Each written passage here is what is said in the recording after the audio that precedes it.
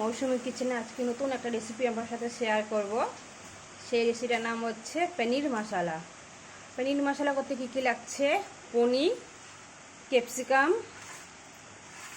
Tomato আর beans, সাদা তেল, হলুদ, লবণ, পোস্ত, আদা, মগজ আর পরিমাণ মতন জল। এই উপকরণ দিয়ে হবে আমার পনির মশলা। দেখতে থাকুন। এখন আমি সাদা তেল পরিমাণ মতন দিয়ে দিচ্ছি।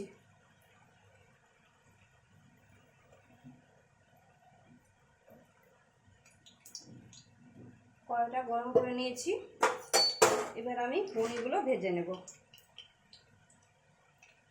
এই যে পনিরগুলো দিয়ে দিচ্ছি।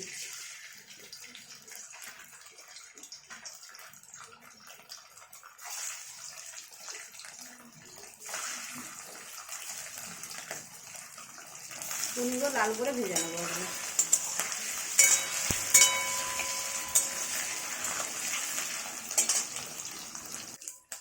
পনিরগুলো ভাজা হয়ে গেছে, এবার আমি তুলে নেব। দেখুন লাল করে ভেজে নিয়েছি।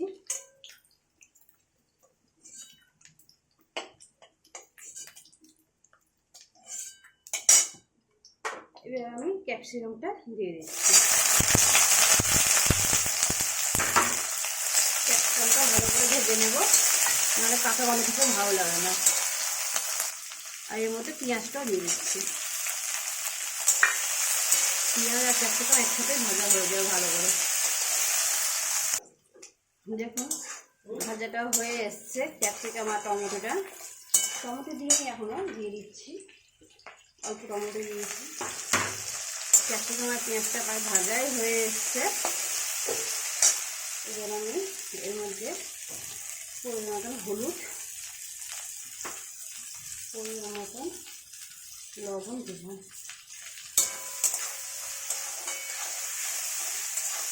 এটা একটু নেড়ে চেড়ে নিই, নাহলে কাঁচা হয়তো গন্ধ থাকবে, তখন ভালো লাগবে না। তখন আর একটু ভেজে নিই এটা। দেখুন এবার ভাজাটা হয়ে এসছে। হলুদে কাঁচা গন্ধও থাকবে না, আর কাঁচা গন্ধ থাকলে ভালোও লাগে না।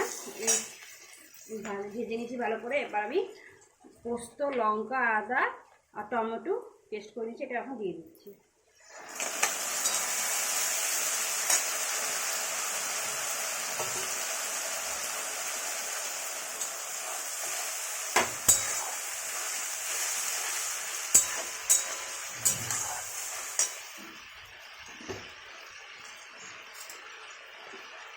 এর মধ্যে একটু বাটার দিয়ে দিচ্ছি। এই বাটারটা দিলে খুব টেস্টটা ভালো হয়।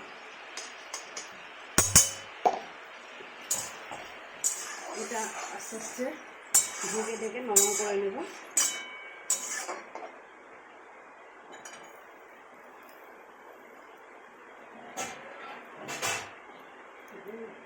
ঢাকনা দিয়ে ঢেকে দিচ্ছি। এটা আস্তে আস্তে নরম হোক, 3 মিনিটের মতন।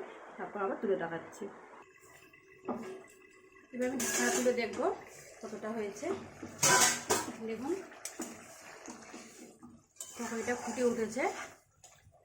এটা আর একটু ফুটবে, তাই ক্যাপসিকাম পেঁয়াজগুলো নরম হয়ে যাবে এবং খেতেও ভালো লাগবে।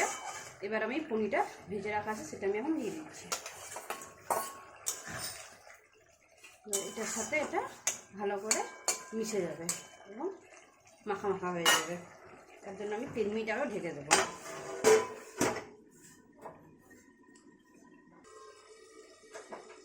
এবার ঢাকা তুলে দেখব কতটা হয়েছে। দেখুন খুব সুন্দর গ্রেভিটা হয়ে গেছে। এবার আমি এটাকে নামিয়ে নেব।